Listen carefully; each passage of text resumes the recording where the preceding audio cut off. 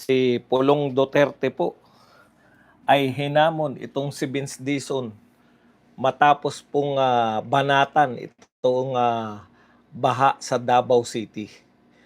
Matindi kasi 'no, matindi kasi 'to si Vince Dizon, eh.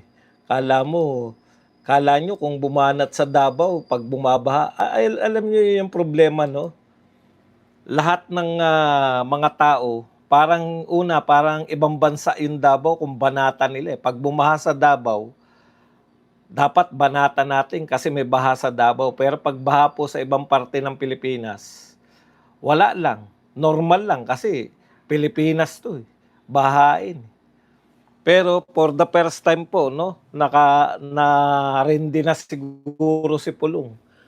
Mabuti 'yan, hinamon po ni Pulong itong si Vince Dizon tungkol po sa hindi hindi ko rin talaga maintindihan, eh. May baha sa Davao, bakit po isisisi sa mga Duterte? Ngayon po nagsalita na si Pulong Duterte. Yari po kayo ngayon. Hinamon itong si Vince Dizon tungkol dito sa baha. Mag-ano na tayo. Hindi po sila ang presidente ng Pilipinas, hindi po silang namumuno sa Pilipinas, eh. Okay. Alam nyo, isa pa po, no? Ang nangyayari po sa Senado, sa impeachment po ni VP Sara, mayroon pong mayroon pong paratang kay VP Sara, wala naman po silang patunay, no? Wala po silang nailalabas pa hanggang sa kasalukuyan na dokumento o ebidensya na magpapatunay po na magnanakaw si VP Sara. Yun lang naman po yun. Yung confidential fund, hindi po masama ang confidential fund. Eh di kung masama po ang lahat ng confidential fund, ang unang dapat makulong si BBM. Siya po ang may pinakamalaking confidential fund. Ngayon kung ang problema kasi dito sa media, no? Kahit wala pong nilalabas, kahit po yung mga testigo wala pong sinasabing paglabag, wala pong illegal na ginawa si VP Sara. Meron po bang tumistigo kahapon na nagsabi na illegal ang ginawa na pagwi-withdraw? Wala naman, eh. Ang unusual po ay hindi illegal. Ang unusual po, hindi pangkaraniwan. Oh, ano po bang masama sa pagiging hindi pangkaraniwan? Halimbawa, super ganda ka, yung mga nanalong Miss Universe sa atin, Catriona Gray, Pia Washbox, hindi po pangkaraniwan yan. Unusual beauty, kaya nga sila Miss Universe, eh. Masama po ba yung maging unusual? Tsaka may napuna lang po ako. Hindi niyo po ba napuna? Parang sa kampo po ng mga Duterte, yung mga kakampi ng mga Duterte, yung mga sumusuporta o maging mismo yung mga Duterte, ang gaganda nila. Ang gaganda ng tao. Siguro yung kabutihang loob, lumalabas po yan sa panlabas na anyo. Tignan nyo po. Ha? Tignan po ninyo yung anong tinatawag dito? Tignan po ninyo yung mga kritiko ng mga Duterte. Ang papangit. Hindi niyo ba napuna? Parang, sino po sa mga magkakapatid na Duterte ang pangit? Ang tawag po dyan, magandang lahi. Mula kay Pulong hanggang kay Kitty Duterte. Artistahin ang mga Duterte. Napuna ko lang po. Halos lahat ng kritiko.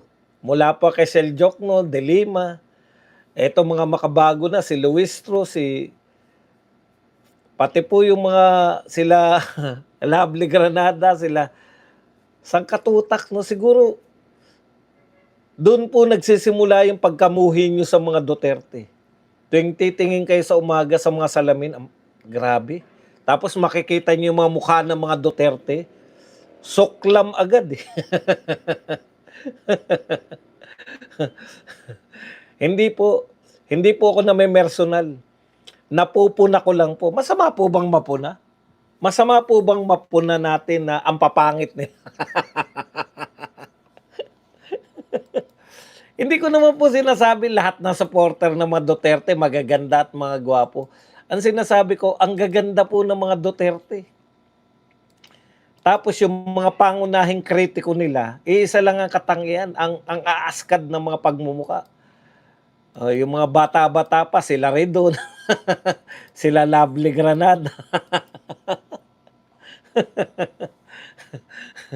Parang ano po sila, yung galit sa kagandahan, kaya siguro nila kinikriticize si VP Sara. Di ba? Ayan sila Chua, tignan nyo.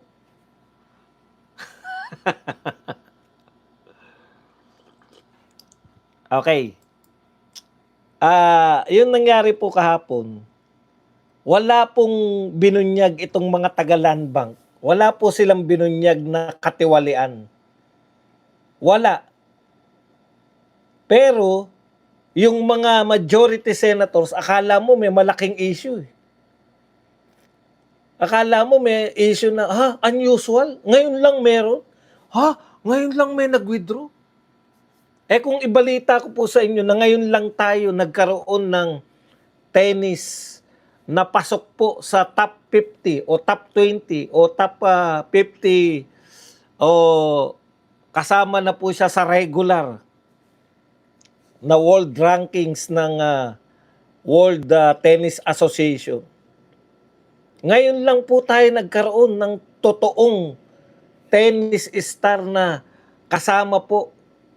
Unusual po yun. May illegal po ba dun? Hindi po ibig sabihin ng unusual ay mayroon pong katiwalian. Ang ibig sabihin lang po ng unusual, hindi po dating nangyayari ito, pero nangyari. Halimbawa po, unusual po ang pagiging presidente ni President Duterte. Dahil siya lang po ang nakagawa ng pinakamaraming infrastructure project sa loob lamang ng 6 na taon. Pinakamarami. Ibig mo sabihin, Badong, daig niya pa yung naglingkod ng 20 years? Opo, daig niya pa yung naglingkod ng kulang-kulang o mahigit kumilang 10 taon? Opo. Unusual po yun. Hindi po ibig sabihin ng unusual, may katiwalian. Unusual. Hindi po pangkaraniwan. Pwede siyang positive, pwede siyang negative. Kailan pa po naging... Ano yun? Bakit parang may...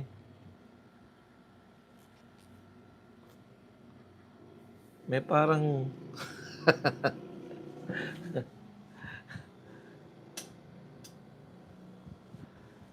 may parang dumaan sa mata ko na hindi ko maintindihan.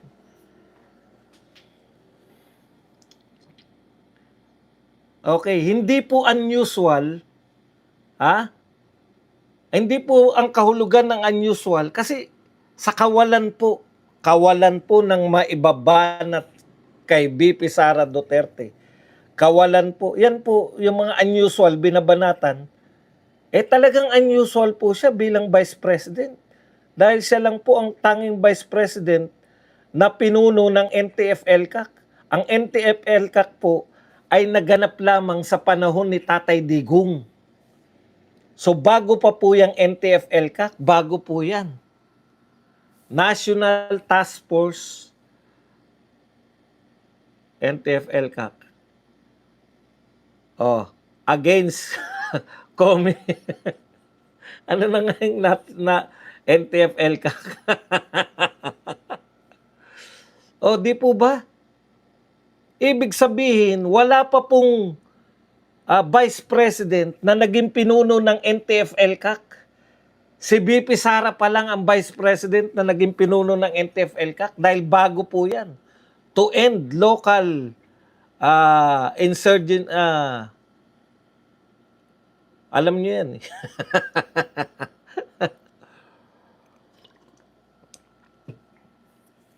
Kaya po, siya lang po ang Vice President. Tignan niyo po kung siya lang po ang tanging Vice President na namuno sa NTF-ELCAC, siya lang po ang tanging Vice President na ang layunin po sa pagiging Vice President ay matapos po yung insurgency, yung local insurgency. Oh, kinakailangan po ng intelligence fund.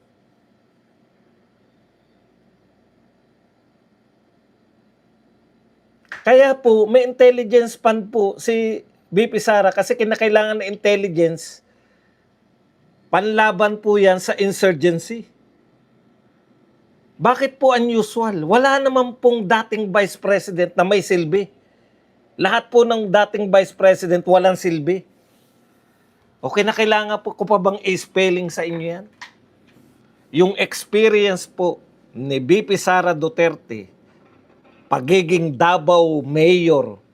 Ang Davao City po ang isa sa pinakamalaking land area. Hindi po isa sa pinakamalaki. Pinakamalaking syudad pagdating po sa land area. Para magka-ideya po tayo,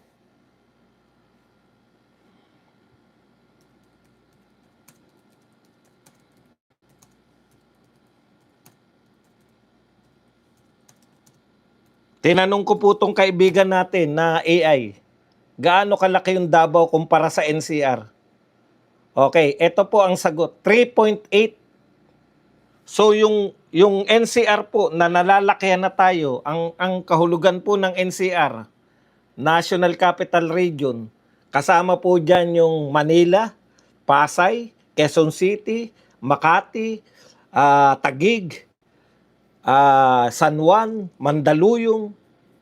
Lahat po yan, triplehin nyo, kakalug-kalug, pwede kasyang-kasya po sa Davao City. Ganyan po kalaki yung area. Ngayon, kung may infrastructure project po, kwentahin nyo, times 4 nyo po, dapat ganyan ang infrastructure project sa Davao City. Dapat ganyan po binabudgetan yung infrastructure project sa Davao City. Kasi kulang-kulang 4 na beses na laki, 3.8. Para magkaroon po kayo ng perspective. Hindi po maliit ang Davao City. Malaki po yan.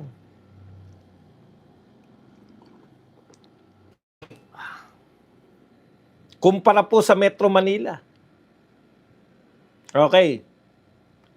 Kaya, yan po yung Davao City na dating pinamumugaran, dati pong malakas ang kuta ng mga nice people around, ng insurgency. Kuta po yan ng insurgency, malakas po. Ano pong ginawa ng panahon po na Mayor si VP Sara? Nadeklara po ang Davao City bilang insurgent-free. Ngayon, nung siya po ay Vice President na, gusto niya po yung tagumpay niya sa Davao, dalhin niya po sa pangkalahatan sa buong Pilipinas para matapos na po yung problema natin sa insurgency. Masama po ba yun? Kaya po siya humiling ng intelligence ay ng confidential fund. Yan po yung dahilan to combat insurgency problem. Hindi po para yung maging violente. Yan po yung purpose nun. Usual pa po ba yun? Kung yan po ay unusual, natural ang mga gagawin niya, unusual din. Hindi po siya normal. Dahil siya po ay angat sa iba. Angat sa lahat ng Vice President. Unang taon pa lang ni VP Sara, nalagpasan niya na lahat ng accomplishment ng lahat na naging Vice President sa Pilipinas. Unang taon pa lang. Imagine niyo. Tapos ikukumpara nyo sa mga naunang Vice President. Opo, hindi po ako nag-exaggerate. Dahil si VP Sara lang po ang nakapag-isip na magtayo ng mga satellite offices. Never before a sitting Vice President thought about spreading yung pong vice presidency na makapunta po sa bawat rehiyon. Wala pa po nakakaisip niyan. Is that usual? That's unusual. At mamasamain niyo po ba kung unusual po ang ginawa ni BP Sara bilang Vice President? Masama po ba yun? Illegal po ba yun? Alam niyo po, yan, pinangunahan ni Bam Aquino, sinundan ng mga magkapatid na tulpok. Nalalantad po kung ano po kayo. Kayo ay mga taga-bira lang ng mga Duterte.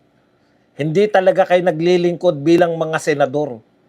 Kayo po ay naglilingkod bilang mga kasangkapan. Opo, hindi po kayo.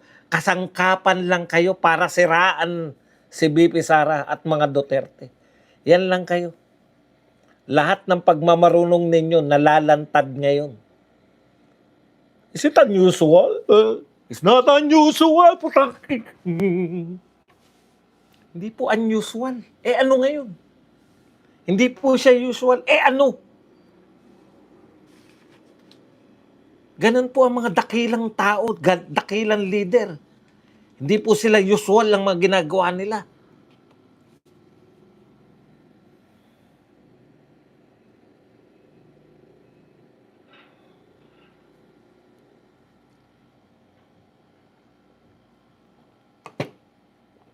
Sige, magbalita tayo.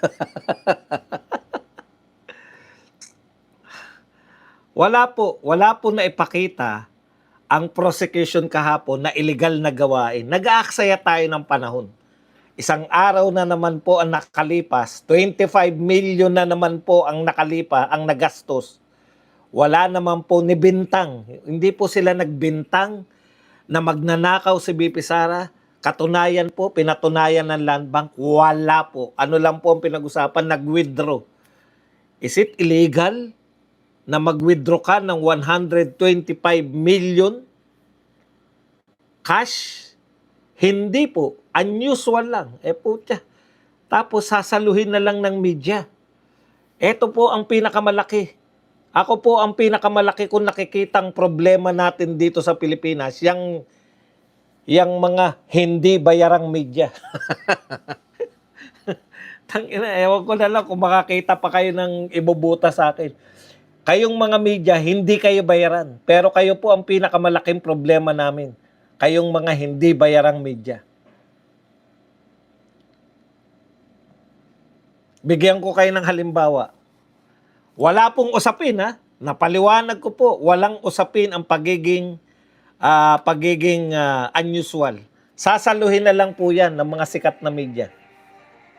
Katulad po nitong tokmol na to, na nagngangalang Arnold Clavio. Tignan nyo. Word of the day, unusual.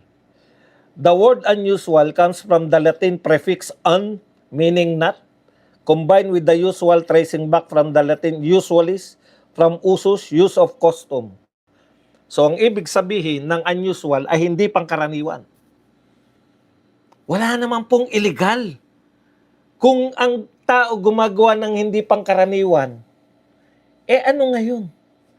Lahat po ng dakilang tao ay gumawa po ng unusual. Si Manny Pacquiao po, unusual ang nangyari sa kanyang boxing career. Dahil siya po ang tanging boksingero, profesional, na kapag nakaakyat po ng 8 o naging champion po ng 8 division. Wala pa pong nakakagawa niyan. Unusual. That is unusual. Masama po ba yung ginawa ni Manny Pacquiao? Is that illegal? Hindi. Pero sasaluhin na lang po ng mga hindi bayarang media, katulad ni Arnold Clavio. Hindi ka bayarang hype. Hindi ka bayarang hype ka. Ito po ang sabi niya. Para kay Witness Violeta Constantino, dating branch manager ng Land Bank of the Philippines, Shaw Boulevard branch, na unusual ang kakaiba, ang o kakaiba ang withdrawal ng Office of the Vice President ng 125 milyong piso. 4 na cheque, prinisinta ng House Prosecution Panel na withdrawals ng OBP ng tag 125 milyong piso at binigay kay Special Disbursement Officer Gina F. Acosta. Hindi niya alam na confidential funds sa naturang pera. Ano yung pinag-uusapan natin, Arnold Clavio? May illegal ba? Sagutin mo ko, hindi bayarang Arnold Clavio. Dapat tapusin na itong mga panluloko ng mga hindi bayarang media na to. No? Hindi makakapal ang mukha ninyo. Ano ang problema? Kung nag-withdraw ng cash, ninakaw ba yung cash? Hindi po. Sinabi lang, withdraw. Ha, withdraw? Ha, unusual. Ikaw nga, unusual ka din eh. Ikaw lang ang may ganyang mukha sa lahat ng broadcaster sa Pilipinas. Sa lahat ng media man sa Pilipinas. Ikaw lang ang may pagmumukha na mukha kang puppet. Unusual yung mukha mo. Illegal ba yung mukha mo? Ang illegal, Arnold Clavio, hindi yung pagmumukha mo, mukha kang puppet. Hindi yan ang illegal. Ang illegal, Arnold Clavio, walang kinalaman sa ito ha. Bibigyan lang kita ng sample ng isang illegal. Yung minor de edad, may asawa ka, minor de edad, minolestya mo. Yan ang illegal, Arnold Clavio. Binigyan lang kita ng halimbawa. Pero unusual yung pagmumukha mo. Dapat ka bang makulong dahil sa pagmumukha mo? Hindi. Kasi unusual lang yung pagmumukha mo. Eh ang tanong, bakit po natin tatanggalin sa posisyon si BP Sara dahil unusual ang kanyang pinagawa? Bakit po natin siya ipapakulong kung gusto niyang matapos yung problema natin ng insurgency sa Pilipinas? Iba po ang unusual sa illegal. Ang unusual yung pagmumukha mo, Arnold Clavio. Dapat kasuhan dahil sa mukha. Walang kinalaman sa itong ibibigay kong halimbawa ng illegal. Illegal, molestyahin mo yung minor de edad. Mas illegal, anakan mo pa siya. Mas illegal, yung may asawa ka. Pero walang kinalaman sa iyo yan, Arnold Clavio, dahil isa kang mabuting tao.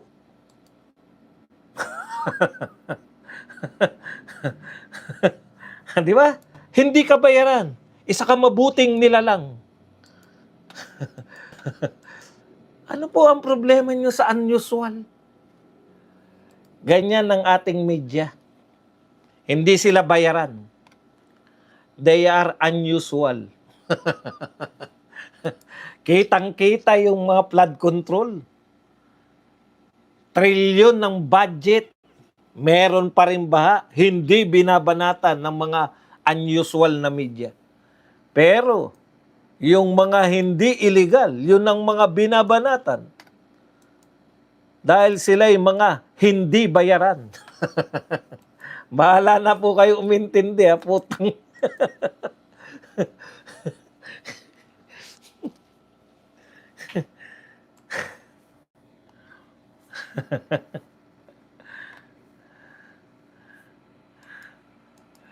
Okay.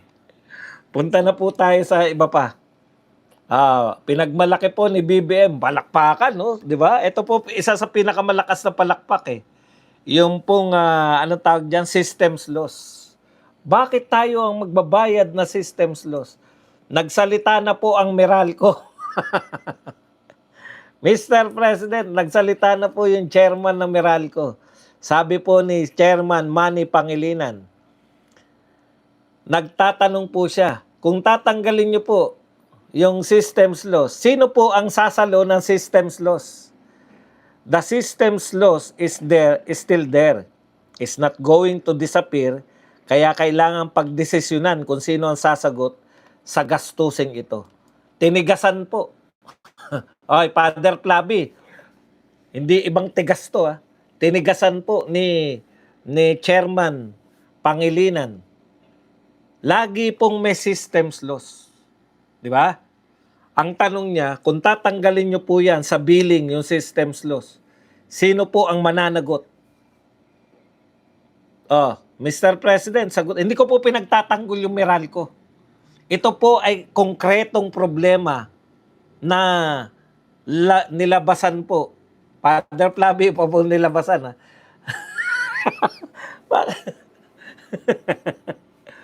Kompleto, ito po ay isang konkretong problema na maidudulot po ng pagsasabi ni BBM na tanggalin ang systems loss. Okay.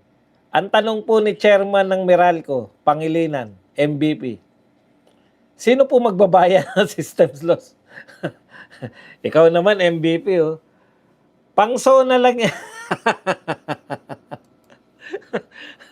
SONA pa ba?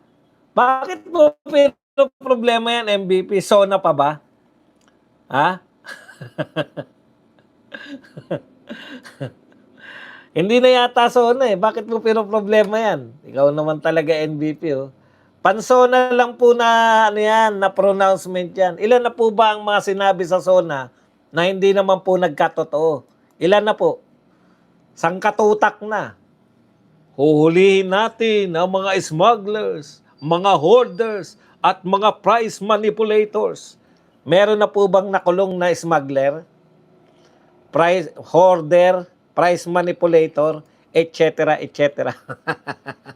Kayo naman, no?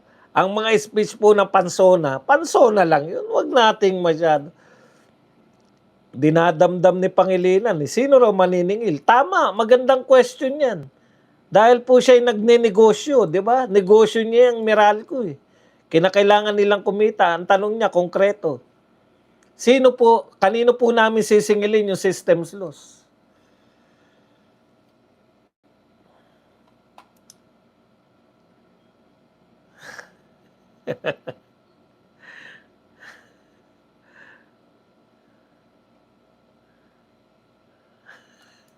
Wag niyo. Wag niyo naman, tinatanggal niyo kaagad eh. Kayang-kaya po natin sagutin yan. Wag niyo silang tanggalin. Gawin natin silang laruan. Ayaw niyo ba nun na nakakaganti tayo sa kanila? Hayaan niyo lang po dyan at ang manggalaiti. Kayo naman, no? Teka lang, naglipat ako sa ano eh.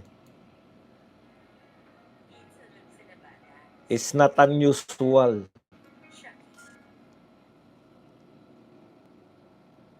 Teka lang, bakit si Duterte? Tingnan natin kung ano sila. Yung binanggit niya, ginawa ba niya lahat bugok? Kang bakla.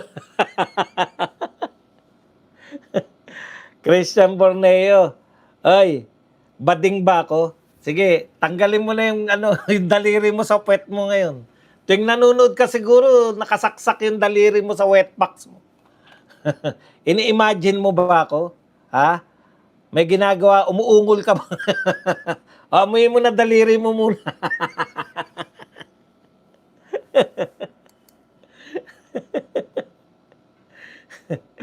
Okay, punta na po tayo rito sa... Wala po nagsasabing perpekto si Tatay Digong. Yeah? Pero, mas gusto namin yung nagawa ni... Sinabi ko bang perpekto si Tatay Digong? Hindi. Marami rin siyang pagkukulang. Isa sa mga pagkukulang niya yung kanyang pagiging lapitin.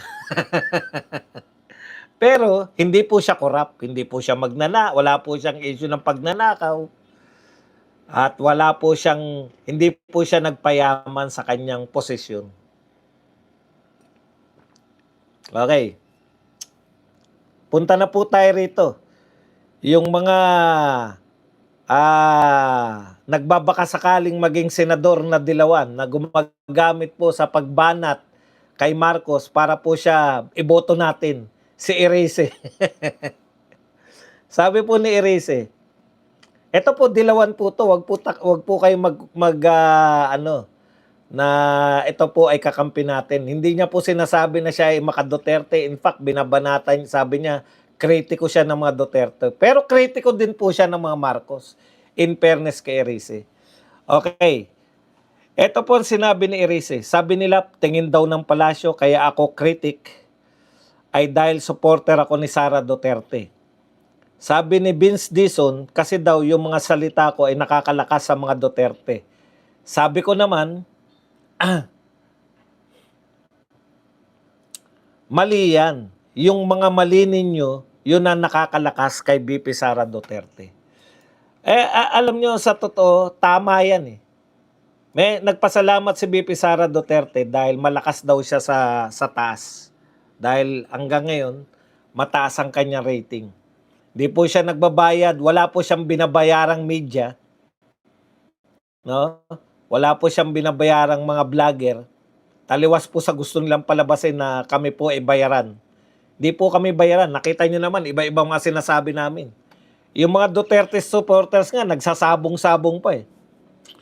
Yan po ang katunayan na hindi kami bayaran. Okay. Bakit mataas pa rin ang sobra-sobra yung rating ni BP Sara, di ba? Kasi nga po, tama yan si Erice, ang nagpapalakas po sa mga Duterte, hindi po yung mga sinasabi ng mga dilawan o ni Erice. Sino ba si Erice para palakasin si BP Sara? Di ba? Tama yun eh. Ang nagpapalakas po sa mga Duterte, yung kapalpakan ninyo sa administrasyon. Oh. Bakit hindi yan maging dahilan para lumakas yung mga dilawan kakamping? Alam po ng mga tao magkakakampi na kayo eh.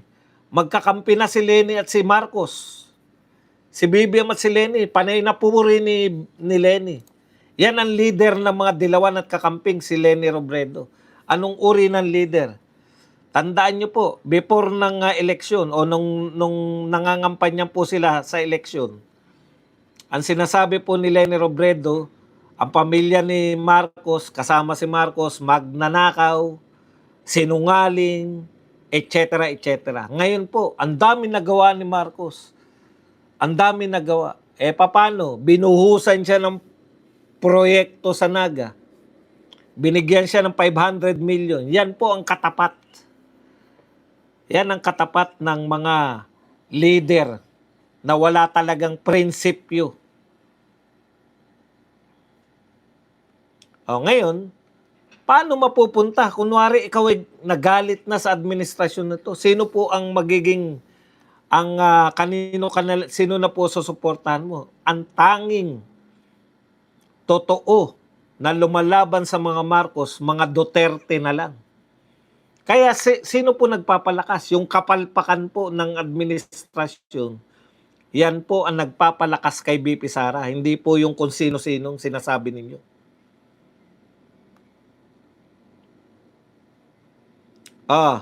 Palakpakan natin si Chua. Sabi po nila, more than 100% daw. More than perfect pala. Puta, more than perfect. Ang tindi mo. Sige. Ano po ang sinabi ng more than perfect? Ito po ang sabi ng more than perfect. Inamin ni House Prosecutor Joel Chua na nanghinayang ang prosecution nang hindi na ituloy ni House Prosecutor ang Laila de Lima ang kanyang opening statement. Yan. Naniniwala kami na kailangan ng opening statement para po magkaroon ng distinction yung dalawang article. Pangalawa, para magkaroon din ng overview ang ating mga kababayan. Ano ba ito at ipepresenta namin? Yan. So, more than perfect na pala eh. Bakit nanghihinayan siya na hindi pinagsalita si de Lima? Alam niyo po, sa totoo lang po, may mga kalaban tayo na magagaling. Si de Lima po magaling. Nalaos na lang. Talagang ganun eh. May edad na eh. Lumilipas talaga yan. Baka kung nakita nyo po ako ng bata-bata ko, di ba? Ito po nakita nyo ko na minsan tumitigil na po yung hindi ko na po maalala kung sino, kung ano kahulugan ng MTFL-CAC, hindi ko na maalala kung sino. Marami na po kung hindi maalala. Okay. Ganyan po talaga. Si de Lima, maaring magaling siya nung kapanahunan niya, pero ngayon po, wala na eh. No? Ginagamit lang po nila, alam nyo, ginamit nyo pang gusto nyong makaisa. Gusto nyo makaisa sa prosecution. Ipinagbawal na nga. Pero tignan nyo po yung media. May bumabanat ba kay Dilima ngayon? Yung mga hindi bayarang media, binabanatan ba nila si Dilima na gumawa ng hindi legal? Hindi po otorisado yan. Hindi legal yung ginagawa ni Dilima. Dahil kung legal yan, hindi po patitigilan yan na Chess Escudero. Illegal yung ginawa niya. Pinagbawalan na sila. Ipinilit pa rin. Gustong makaisa sa prosecution. Yan po. Sila po yung hindi sumusunod sa fair game, fair play. Okay. Pero yung more than perfect na si Chua, bakit ka nangihinayang? Galing na pala sa'yo.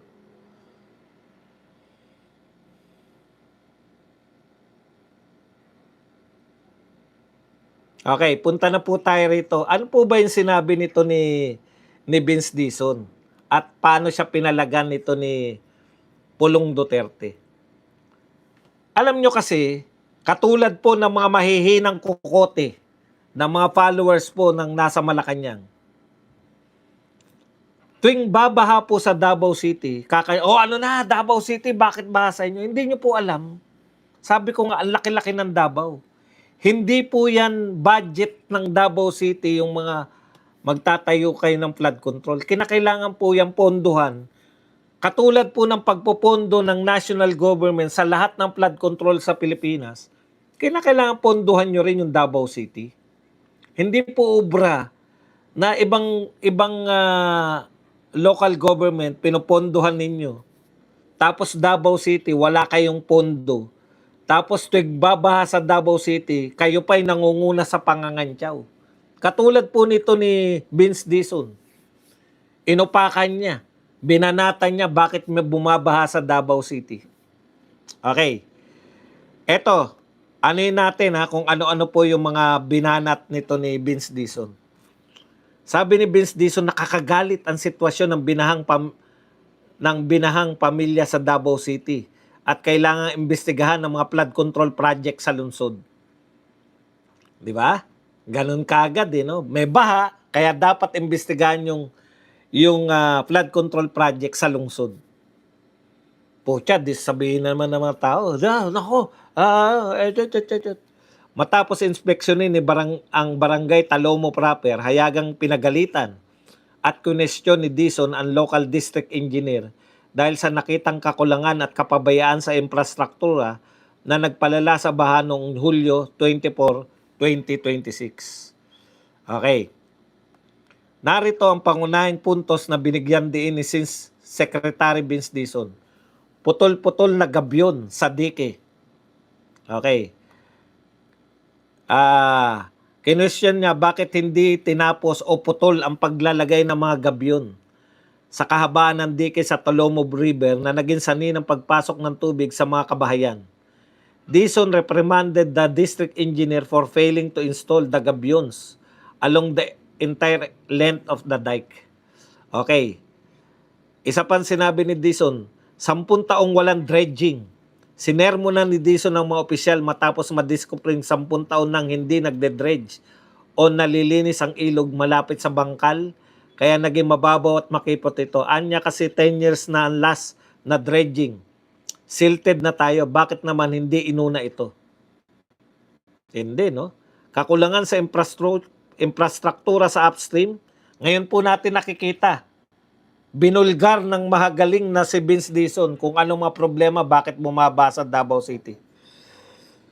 Kakulangan na infrastruktura sa upstream. Binigyan din niya na walang silbi ang mga harang sa ibaba kung walang mga dam o detention pond na nasa itaas na sasalo sa ragasa ng tubig mula sa kabundukan. Bakit po? Dahil nasa Davao po yung pinakamataas na bundok sa Pilipinas. So pag umulan po yan, tsak babaha. At pag umulan po yan, tsak po yan, sa baba po mapupunta yung tubig. Kasi, di ba? Okay. So nakita ni Vince Dizon yan. Dapat talaga may mga infrastructure. Pero galit siya. Gusto niya magalit. No? Si Vince Dizon gusto niya magalit. Gusto niyang i-highlight na yung Davao palpak. Pero sino po ang palpak? Yung city mayor? Kaya ba ng city mayor na magpatayo ng mga Kaya ba ng budget ng Davao na magpatayo ng mga ganyang infrastruktura? Lahat po nakaasa sa national government pagdating po sa mga malalaking flood control projects. Ito po ang malupit niya, babala sa korupsyon. Ipinahayag ni Dizon na kung hindi na nakawin ng pondo ng bayan, agad na makikitang positibong epekto at tibay ng mga proyekto. Okay, matagal na po nilang gustong gawin ito eh. Matagal na nilang gustong gawin na may bumaha ng malala dyan sa Davao City, pupuntahan nila at babanatan nila yung Davao. Pero sino po actually ang binabanatan nila? Ang binabanatan po nila actually ay ang pamahalaan ng yung administrasyong ito. Ibig sabihin, wala kayong ginagawa. Wala kayong ginawa para tulungan yung Davao City para hindi sila bahain. Samantalang nakakalat po yung proyekto na hindi naman dapat magkaroon ng mga flood control projects. Pero dahil nanakawin, ibig sabihin, kaya wala kayong pondo dyan sa Davao City dahil alam ninyo na hindi kayo magkakapera. O, ito po ang banat ni Paulo Duterte. Sumagot na po si Paulo Duterte. Ito po ang sabi niya, tama ka Vince, Dizon, nakakagalit talaga. Ngunit ang pambansang pamahalaan mismo nagpabaya sa mga plano laban sa baha sa Davao City. Ito po ang sinabi ni Pulong Duterte. Inupuan, nagkaroon po pala yung Davao City ng master plan para po hindi na bahain. Ito po ay create ng JICA, Japan. Hindi ko alam yung kahulugan ng JICA pero Japan po yan. JICA Davao Flood Control Master Plan. At ito po ay natapos, tong pag-aaral na to, 2023. So, sinimulan po nung, siguro, alam ko panahon ni BP Sara yan, nagsimula sila. Kinakailangan comprehensive, hindi po pwedeng dredging lang. Siguro nung panahon ni Tatay Digong, hukay-hukay lang sila, di ba? Dredging lang. Yung dredging, walang katapusan yung dredging. Okay, pero hindi na nga nagde-dredging. Okay, ngayon, ito po ang tanong. Ikaw naman, stolen ka kagad. Mukha kang timuawa eh. Yan ang problema sa inyo eh. Tingnan nyo, kung may 51 billion, alam mo ba na pinakulong si Tatay Digong? Ha? Boneo, alam mo ba na pinakulong siya? Kung may 51 billion po, bakit ninakaw ang mga Duterte? Bakit si Pulong nariyan pa po? Alam niyo po ba na ang gobyerno natin hindi takot sa mga Duterte? Si BP Sara, walang katuturuan, unusual lang. Ay, unusual, tanggalin na yan sa pagiging Vice President. Kung totoo, hindi ka ba nag-iisip? Yung mga kumakantyaw po hanggang ngayon na may 51 billion na flood control si Pulong at ninakaw. Bakit hindi po maipakulong si Pulong? Yung tatay nga, nadala pa sa Netherlands. Di ba? Hindi nyo ba naisip yun? Hindi mo ba naisip yung ICI, diyan nagkuta halos sa Davao City? Hanap sila ng mga proyekto na pwede nilang makasuhan ang mga tao dyan sa Davao. Bakit hindi pa rin nakakulong si Pulong Duterte kung may 51 billion na ninakaw? Puta, 125 lang pinag-uusapan natin sa kapatid niya eh. Kaya kayo, ang dali niyong utuin. Anong Duterte's boss? Duterte pa rin ba ang pinuno ngayon sa Pilipinas? Isip-isip nga kayo. Si Tatay Digong nga napakulong eh.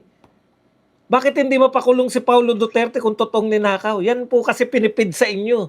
Kayong mga nakanganga na hindi marunong mag-isip, oo nga, 51 billion nga, may 51 billion nga na flood control project. Kung may 51 billion na flood control project, sa tingin mo ba hindi yan lalabas sa ICI? Alam mo ba kung saan nag-imbestiga yung ICI? Sa Davao City lang. Gamit-gamit po kayo, panahon na po para hindi kayo magpauto. Panahon na para questionin nyo yung pinipid sa inyo. Kawawa naman kayo. Ang daming impormasyon, daming matatalinong vlogger, ang daming totoong mga sinasabi. Makikinig lang kayo.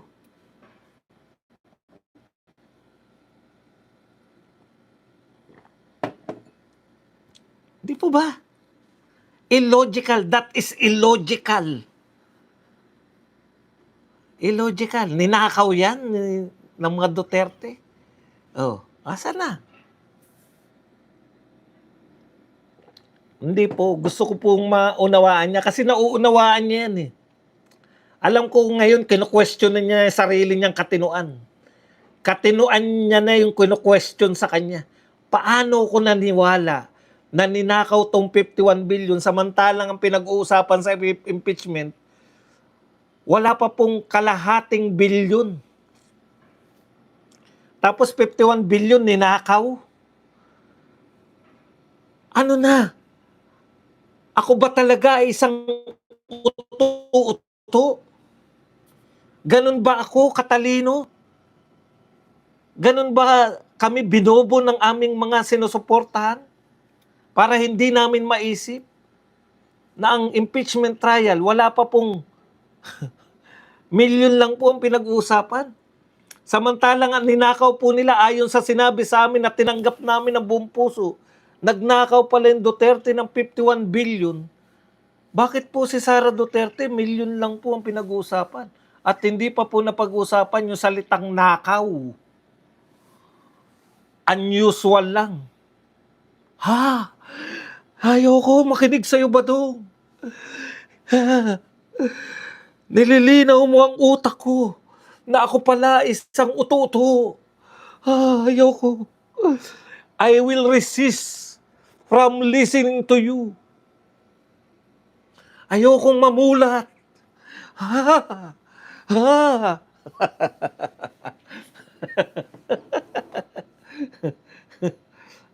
Ito po ang mga katotohanan.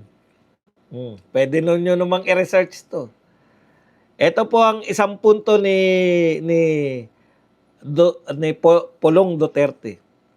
Ayon kay Pulong Duterte, bakit ninyo inupuan yung plano dito sa Davao na JICA pa po, Japan pa po ang nagplano noong 2023, natapos na po ang plano. Sino na po ang presidente noong 2023? Si Marcos na. So may plano. Dahil po Mount Apo, pinakamataas na mountain sa Pilipinas, nasa Davao City po. Kinakailangan nila magkaroon sila ng comprehensive na plano. Ginawa po ito ng JICA. Kilala po natin yung JICA na ang galing po niya pagdating po sa infrastructure. Tigilan mo ako ba ito ng pagsasabi ng mga katotohanan? Gusto pa rin naming paniwalaan na magnanakaw sila ng 51 billion.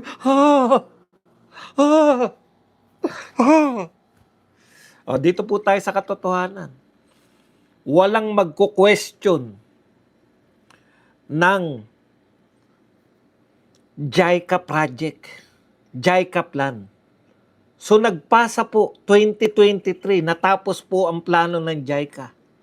Pinasa po to sa national government 2023. Hindi po pinupunduhan. Kaya mananatili po yung mga pagbaha tuwing may babagyo. Kasi nag-aral na nga, eto po ang solusyon sa baha. Ponduhan nyo, Mr. President. Ikalawa, yung sermon niya sa pagkahuli, sinermon na niya si Vince Dizon. Sabi niya, inamin ni Secretary Vince Dizon, ngayon niya lang nalaman na ganito kalala ang malubhang sitwasyon. Taong 2027 pa po, next year pa po sila nangako na magkakaroon po ng pondo. Nagmungkahi po sila na pondohan, yung mga sinabi ni Vince Dizon. Kailan po may pondo yan? Nauna muna galit, wala palang pondo. 2027 pa lang nila hihinga ng pondo para sa Davao City. Kasi gusto po nila yan eh. Gusto po nilang binabahan Davao. Ting babahain po yung Sasabihin po nila, palpak pala kayo dyan sa Davao dahil may baha pa rin kayo. Hindi po kapalpakan yan. Hindi po kaya ng mga mayor yan. Sino pong mayor sa Metro Manila? Mayayaman po. Pinakamayayaman pong mga syudad nasa Metro Manila. Sino pong Metro Manila mayor ang hindi po humihingi sa national government pagdating sa infrastructure?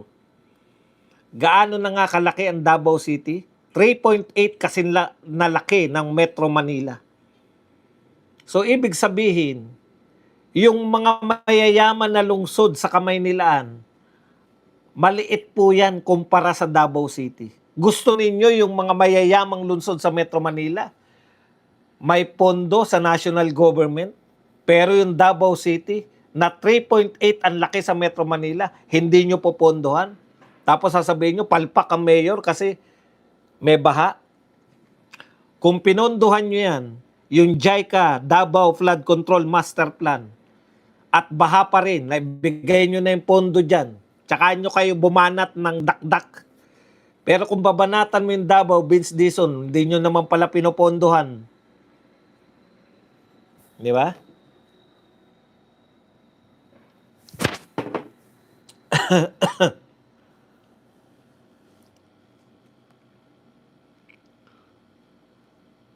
Meron lang akong tatanggalin. Alam mo, Christian, sa totoo lang, sinasagot ko yung mga argumento mo. Hindi mo na nga masagot eh.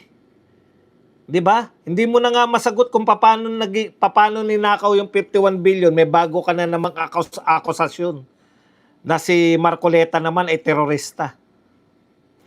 Kung ganyan lang, ito lang sasabihin ko sa iyo, kung yan lang ang mga argumento mo rito at hindi ka naman nakikinig, gusto ko po yung mga nakikipag-argumento. Kasi na-challenge kahit papaano yung utak ko. Pero yung hindi mo na nga masagot na paano ninakaw yung 51 billion. Tapos meron ka na namang bagong akusasyon. Eh, hindi ka magandang kausap. Marami ritong pumapasok, may ano sila. Nakikipag-argument. Okay po ako ron. Kasi mako-convert mo yun eh. Kasi may talino yun. Nakikipag-argumento. Pero ikaw, wala ka namang argumento. Panay ka akusasyon, tanggalin na kita.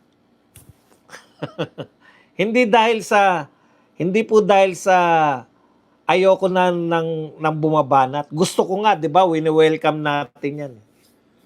Marami po rito. Ayan, tinanggal ko na po. Marami po rito pumapasok. Nakikipag-argumento talaga. China-challenge po nila yung utak nila. At kung matalino po sila, talagang hindi po sila magpapalit kasi galit talaga sila sa mga Duterte. Pero at least, igagalang na nila yung mga sinasabi natin. Kasi ganun talaga pag matatalino eh. Tatanggap ng katwiran eh. Okay. Hindi nyo pinupondohan yung mga plano sa Davao City. Pero, binabanatan nyo pa. Hindi na po uso ngayon yung mga optics lang. Vince Dizon, hindi madadagdagan yung 1% mo. Sa optics lang na kala mo ang galing-galing mo. Hindi po yan totoo. Kinakailangan nyo, pondohan nyo. Tapos wala nangyari sa pinondo nyo. Baha pa rin. Yun, may katwiran ka ng magalit sa mga taga Davao. Pero hindi mo pinopondohan. Tapos, babanatan mo yung mga pamunuan ng Davao City. That's a no-no. Kita mo ang hamon sa'yo hamon sa'yo ni Pulong Duterte. Okay. Ito ang hamon ni Pulong Duterte sa'yo.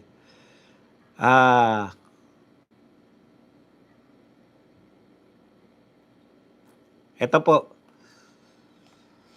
Hinamon ni Pulong Duterte na huwag magtapos sa pagpapahayag ng galit sa harap ng media. Sabi niya, huwag ka lang magalit sa harap ng media. Vince Dizon. Hinimok niya si Dizon na buksan ng mga libro. Tignan kung sinong mga opisyal ang nag-aproba o nagkulang sa pondo. At agad silang sampahan ng kaso. The records will tell you everything. If you are truly angry, kung totoong galit ka sa baha, then don't stop expressing anger. Huwag ka lang matapos sa pagpapahayag mo ng galit. Open the books, buksan mo yung libro. Pangalanan mo yung mga may kasalanan at mag-file ka ng mga kaso. Yan ang problema sa'yo, boy Tokis Dizon. Panay ka Tokis. Ngayon, hinahamon ka na ni Pulong Duterte. Huwag ka lang magalit. Huwag ka lang maggalit-galitan. Gumawa kayo ng aksyon. Yung may mga kasalanan, pangalanan mo. Sampahan nyo ng kaso. Hindi yung lagi na lang na Davao City. Pag baha sa Davao. Kala ko ba maganda Davao?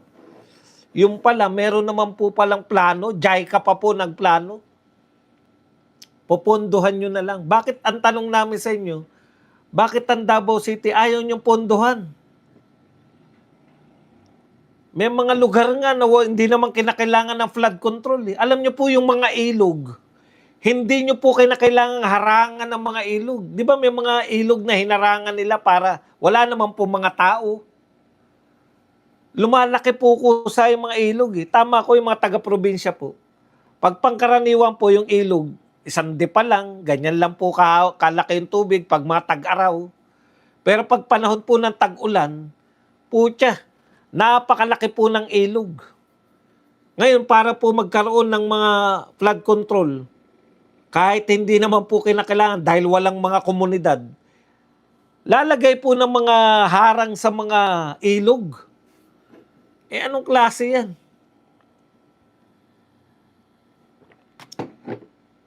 Etong may plano para sa makalutas talaga ng baha, ayaw pondohan. Pero po yung mga walang plano, yung kinakailangan lang na magtayo tayo rito ng flood control.